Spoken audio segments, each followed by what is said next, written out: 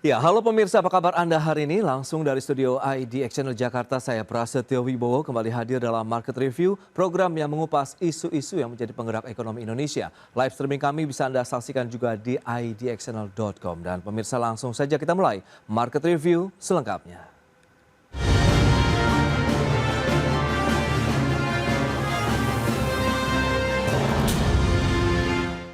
Ya, pemirsa, PT Krakatau Steel Tbk tengah mengusulkan untuk menjadi pusat logistik baja nasional. Hal ini guna membenahi tata niaga impor baja sekaligus menjamin pemenuhan kebutuhan baja di dalam negeri.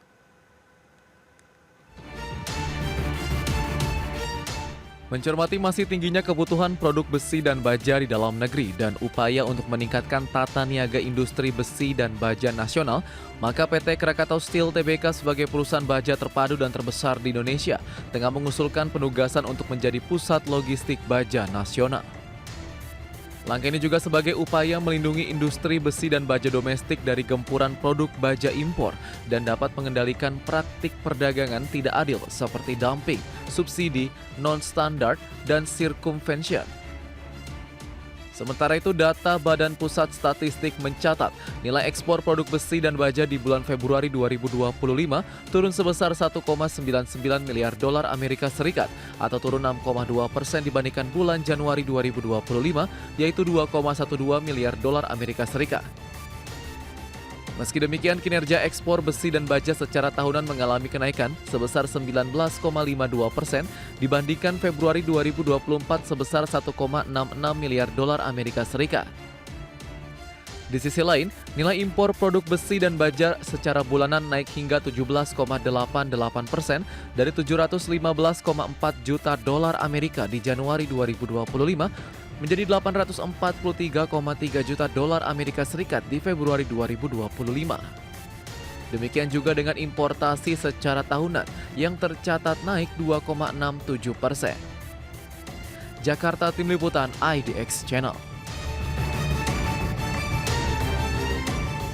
Ya, pemirsa, berikut ini kami sampaikan data untuk Anda terkait dengan konsumsi baja di Indonesia. Selengkapnya bisa Anda saksikan kembali di layar televisi Anda. Kita lihat dari tahun 2020 sampai dengan 2024. Kita lihat konsumsi baja nasional terus menunjukkan pertumbuhan begitu dalam artian peningkatan dari sisi permintaan untuk produk baja di Indonesia. Tercatat di tahun 2024 itu kemarin 18,3 juta ton. Dan selanjutnya kita akan cermati dari sisi importasi besi dan baja. Data per Februari 2025 yang telah dirilis oleh BPS begitu naik 17,88%, 843,3 juta dolar Amerika Serikat di bulan Februari dibandingkan dengan bulan sebelumnya 715,4 juta dolar Amerika Serikat. Itu secara bulanan. Berikutnya kita akan cermati secara tahunan seperti apa. Tidak jauh berbeda, ini juga mengalami kenaikan 2,67% untuk nilai importasi secara tahunan. Dan selanjutnya kita akan sampaikan terkait dengan data impor besi dan baja ini periode Januari-Februari. Ya, ini justru kita lihat ada tekanan sekitar 10,67% untuk sisi nilai importasi secara kumulatif ya Januari ke Februari di 2025. Baik, kita akan lanjutkan untuk membahas tema kita kali ini, pemirsa. Kita akan langsung saja berbincang bersama dengan Bapak Muhammad Akbar Johan. Beliau adalah Chairman Indonesian Iron and Steel Industry Association. Ya, halo Pak Akbar, apa kabar? Baik, Mas Pras, selamat berpuasa. Baik, selamat berpuasa juga. Terima kasih atas waktu yang disempatkan. Menarik kalau kita baru saja menyimak begitu informasi yang sudah disampaikan begitu Pak Akbar. Tapi sebelum membahas lebih jauh, mungkin Anda bisa mengupdate terlebih dahulu. Bagaimana sih kondisi dari industri baja nasional hingga saat ini nih Pak Akbar? Ya, makasih Mas Pras. Sebenarnya kita banyak tahu bagaimana situasi industri baja nasional saat ini. Kalau dilihat perkembangannya Mas Pras tadi sudah disampaikan ada pertumbuhan uh, demand daripada baja itu di tahun 2025 ini cukup signifikan. Ya, kurang lebih 5,09%.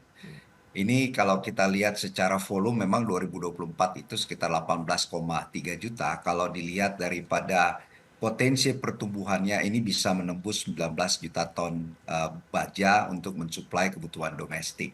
Tentu ini dilihat dari beberapa indikator, Mas Pras, Oke. terutama indikator yang positif bagaimana Manufacturer Purchasing Manager Index atau PMI ini juga tumbuh mencapai 51,9%. Lalu juga ada konstruksi, industri konstruksi juga masih selalu tumbuh. Ini didrive oleh banyaknya juga kebutuhan pembangunan properti ya yang bisa mendrive kebutuhan daripada baja sendiri. Lalu dari sisi transportasi, tentu transportasi diantaranya adalah pembangunan pergudangan, juga industri otomotif itu sendiri. Bagaimana sekarang industri otomotif EV industri ini juga mulai tumbuh di sini dan beberapa investasi berencana untuk membangun pabriknya terutama dari China. Oke. Lalu proyek infrastruktur sudah disampaikan oleh pemerintah bahwa akan banyak diserahkan oleh pihak swasta. Ini juga menggembirakan untuk membangun ekosistem daripada pertumbuhan ekonomi yang berimbang, tidak hanya oleh pemerintah tetapi juga swasta.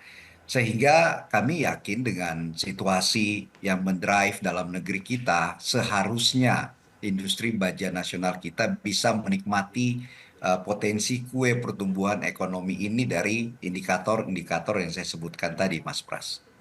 Baik, baik. Nah, kalau kita cermati dengan beberapa informasi yang sudah disampaikan begitu ya, update dari kondisi industri besi dan baja di Indonesia. Berikutnya ini, PT Krakatau Steel Tbk kan juga tengah mengusulkan untuk menjadi pusat logistik baja nasional. Nah, kalau Anda melihat begitu sebenarnya apa yang mendasari usulan tadi? Apakah berdasarkan indikator-indikator yang juga yang Anda sampaikan barusan begitu, Pak Akbar? Ya, tentu Mas, industri baja itu tidak bisa lepas daripada global supply chains. Oke. Bagaimana persaingan dagang internasional juga langsung menerpa situasi dan pertumbuhan baja nasional kita. Hmm, Kita tahu bagaimana pangsa pasar di market US ini sudah terjadi pergeseran landscape. Bagaimana Presiden Donald Trump Amerika oke. ini memberikan proteksi baja dalam negerinya sangat protektif dengan memberikan biaya masuk anti dumping 25%. Kalau di total ini semuanya hampir 200% untuk memproteksi terutama baja China. Kenapa baja China sangat mengerikan bagi Amerika Serikat dan juga bagi dunia? Oke. Karena memang situasi produktivitas baja di Cina itu sampai hari ini sudah mencapai angka yang sangat fantastis, yaitu 1,1 miliar ton baja yang bisa diproduksi. Sebagai perbandingan, negara kita baru bisa memproduksi tidak lebih daripada 18 juta ton baja nasional. Sehingga gap ini menyebabkan magnet yang luar biasa bagi baja China, ditambah dengan proteksi yang sangat longgar di Oke. negara kita. Dibanding dengan regulasi negara-negara Asia Tenggara yang juga sebenarnya sangat kuat industri bajanya, bahkan juga sudah melakukan proteksi-proteksi dalam negeri mengikuti kebijakan Presiden USA Donald Trump. Oke. Nah, inilah yang menjadi gagasan daripada kami Asosiasi Baja Nasional IICA untuk memberikan suatu kesempatan bagi Krakatau Steel sebagai perusahaan negara untuk melakukan penguatan ekosistem baja nasional kita dalam arti dapat melakukan tata kelola baik itu dari sisi supply dan demand nasional, Mas Pras. Saya Oke. kira ini semangatnya, apalagi kita tahu bahwa hampir tidak ada lagi produksi dalam negeri kita yang menjadi tuan rumah di negeri sendiri.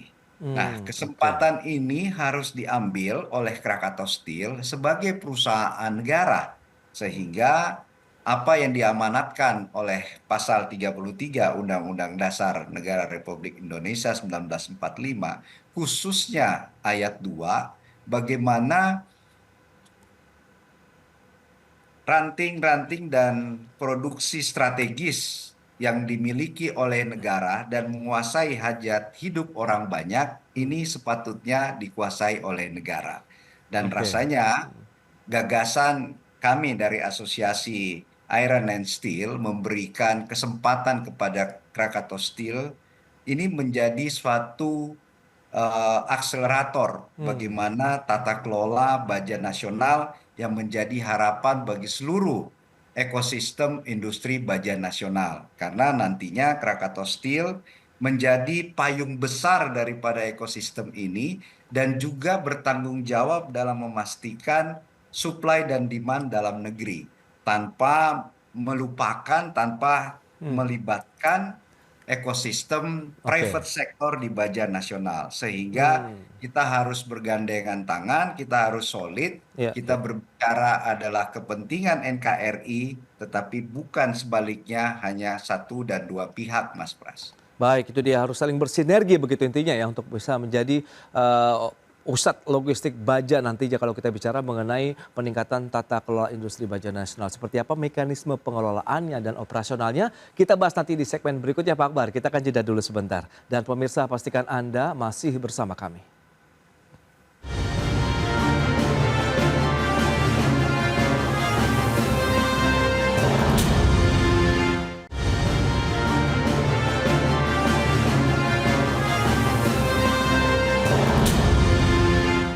Baik, pemirsa, terima kasih Anda masih bersama kami dalam Market Review. Kita lanjutkan kembali perbincangan bersama dengan Bapak Akbar Johan, Chairman Indonesian Iron and Steel Industry Association. Baik, nah Pak Akbar, lantas seperti apa mekanisme pengelolaan kemudian operasional begitu nantinya sebagai bagian dari pusat logistik baja nasional begitu Pak?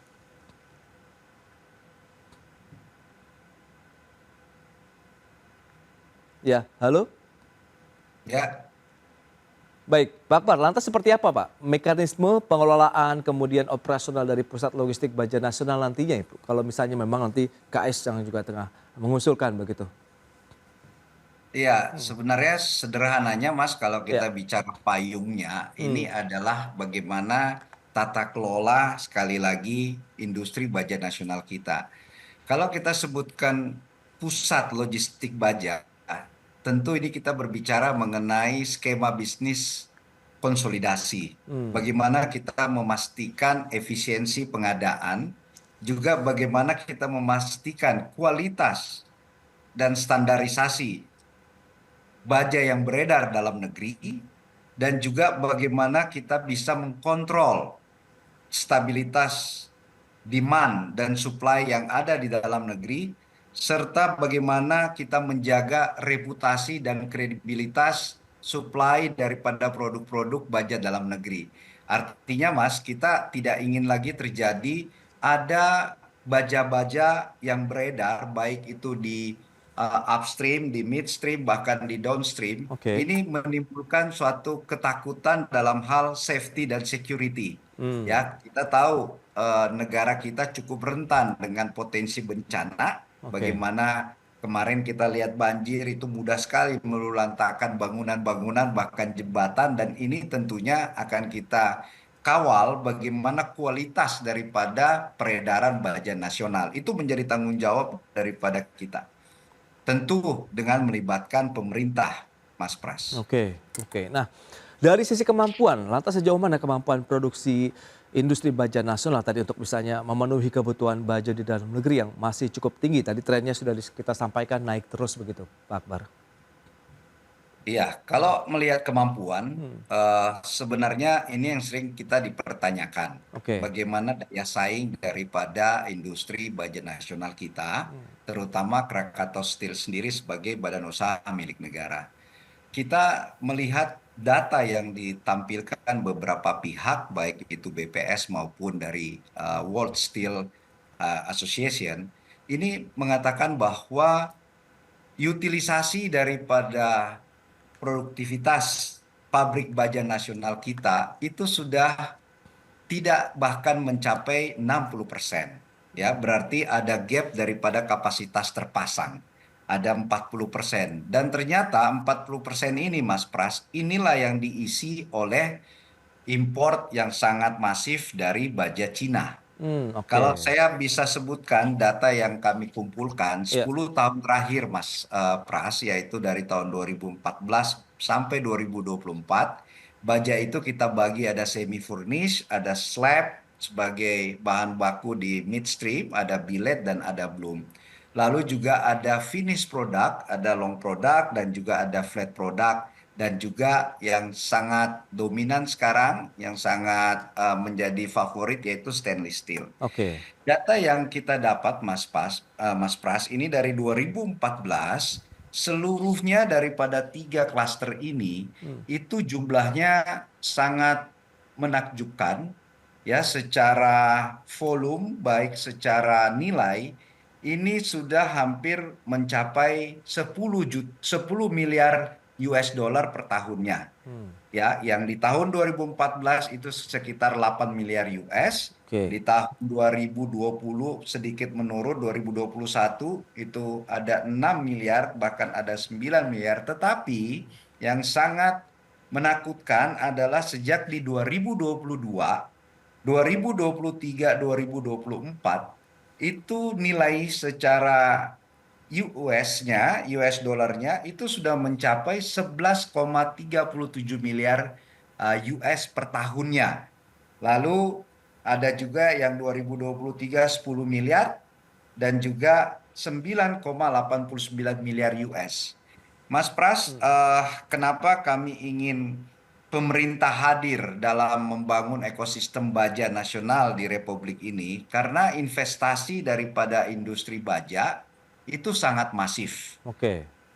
Dengan rasionya untuk memproduksi 1 juta ton baja, crude steel, ini membutuhkan 1 miliar US dollar. Oke. Namun, rasio ini Mas, kalau kita ingin mempunyai kapasitas 10 juta ton baja crude steel per tahun, itu membutuhkan 10 miliar US dollar dalam capex-nya. Nah, kita lihat data ini, Mas. Setiap tahunnya, kalau misalnya monetize capex-nya itu sudah mencapai hampir 10 miliar US, ini sama saja kita bisa membangun setiap tahun pabrik baja dengan kapasitas 10 juta ton baja per tahun. Oke. Ya.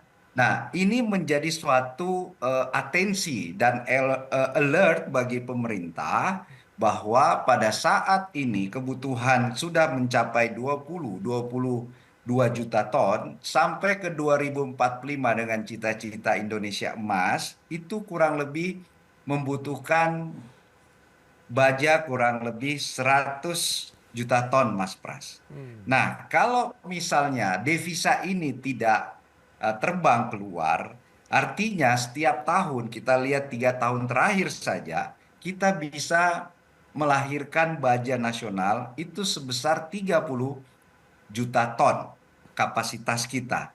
Artinya dengan sekarang hanya 18 juta ton, dengan KS sendiri sudah berdiri 40 tahun lebih, tentu gapnya masih sangat jauh. Inilah message yang kita ingin berikan kepada pemerintah bahwa ini peringatan yang sangat penting oke. bagaimana kalau kita mengakui bahwa baja adalah industri Hmm, strategis, mother of industry, dan sangat terkait dengan alat dan peralatan hankam kita hmm, yang tidak mungkin bahan bakunya kita beli dari negara lain. Ini menjadi oke. suatu langkah yang sangat penting dan strategis, Mas Pras. Baik. Nah, Pak Akbar, lantas kesiapan Krakatau Steel sendiri menurut pandangan Anda, bagaimana kalau memang nantinya menjadi pusat logistik baja nasional begitu?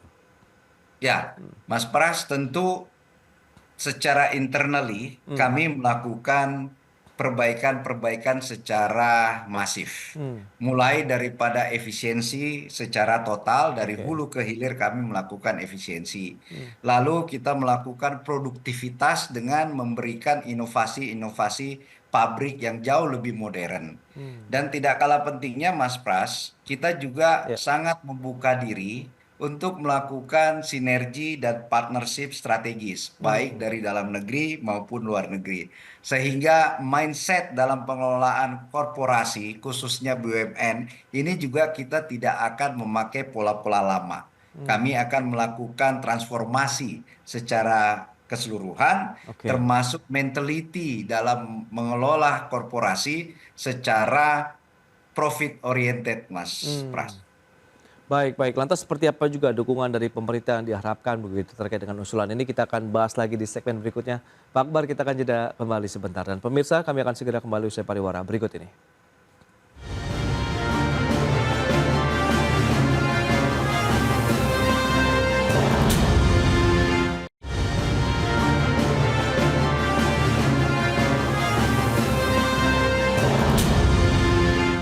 Ya, Anda masih menyaksikan Market Review. Baik, kita akan lanjutkan kembali. Pak Akbar, kalau kita bicara mengenai bentuk dukungan pemerintah seperti apa yang diharapkan kalau memang ada usulan Krakatau Steel nanti akan menjadi pusat logistik baja nasional.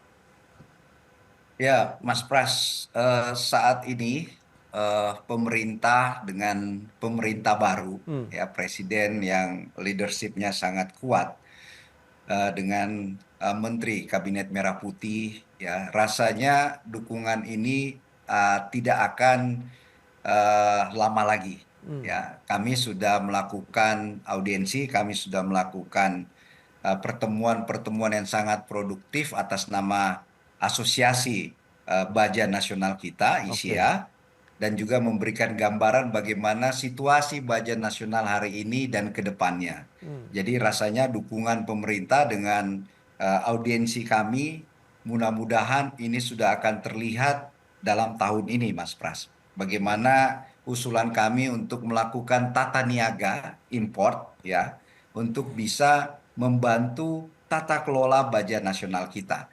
Ini menjadi sangat strategis karena mengingat target pertumbuhan ekonomi kita 8% hmm.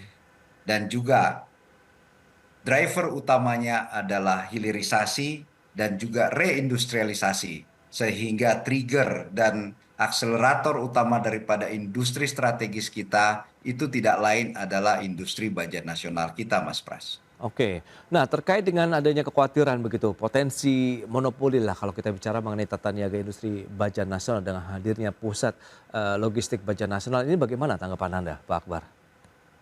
Iya, kekhawatiran itu kita apresiasi. Hmm, Itu sebagai masukan dan feeding bagi kita semua. oke. Namun kita juga ingin mengingatkan bahwa pusat logistik baja nasional itu ini adalah inisiasi untuk melakukan konsolidasi.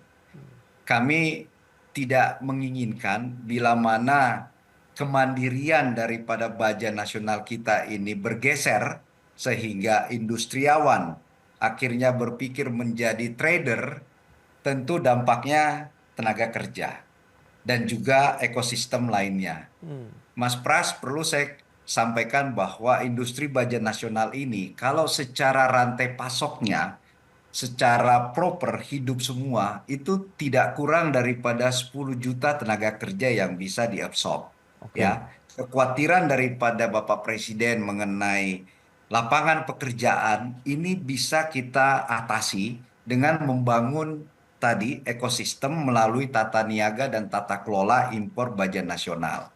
Dan juga yang pasti, pusat logistik baja nasional ini akan kita kelola secara transparan. Hmm, oke. Akan kita menggandeng semua private sector Hmm, yang dapat memberikan nilai tambah, dapat memberikan feeding untuk sama-sama kita terlibat dalam mengelola tata niaga baja nasional kita. ya. Jadi sekali lagi kita tidak akan meninggalkan private sector, justru private sector akan kita libatkan terutama membangun industri downstreamnya, Hmm, ya, di mana di situ cuannya, Mas Pras, itu jauh lebih menguntungkan. oke. Nah, pola-pola kerjasama ini harus kita eh, dorong terus dengan memberi satu kepercayaan satu sama lain. Ya, kita mari hindari ego sektoral, tidak ada lagi kita sampaikan ini adalah pemerintah, ini adalah swasta.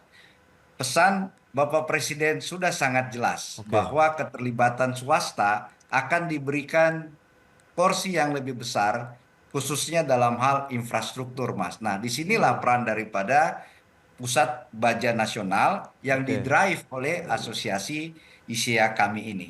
Saya kira itu bisa menjelaskan, Mas Pras, dan kami akan Ya. sangat terbuka untuk Hmm, menerima dan ya. menggandeng kerjasama ini. Itu dia yang paling utama adalah message yang tersampaikan juga kepada masyarakat, pelaku usaha industri besi dan baja lainnya begitu, bahwa transparansi, kemudian bagaimana menggandeng semua pihak untuk membangun tata kelola industri baja nasional yang benar-benar terintegrasi untuk bisa membentengi lagi nih industri baja di dalam negeri ke depannya begitu dengan hadirnya pusat logistik baja nasional. Pak Akbar, terima kasih banyak atas waktu sharing dan update yang diberikan kepada pemirsa pada hari ini. Selamat melanjutkan aktivitas Anda kembali. Salam sehat. Sampai berjumpa kembali. Pak Akbar, terima kasih. Thank you Mas Pras. Ya pemirsa, dan beranjak dari tempat Anda karena sesaat lagi kami masih akan kembali dengan tema menarik lainnya terkait dengan surplus neraca perdagangan di tengah tantangan ekonomi global.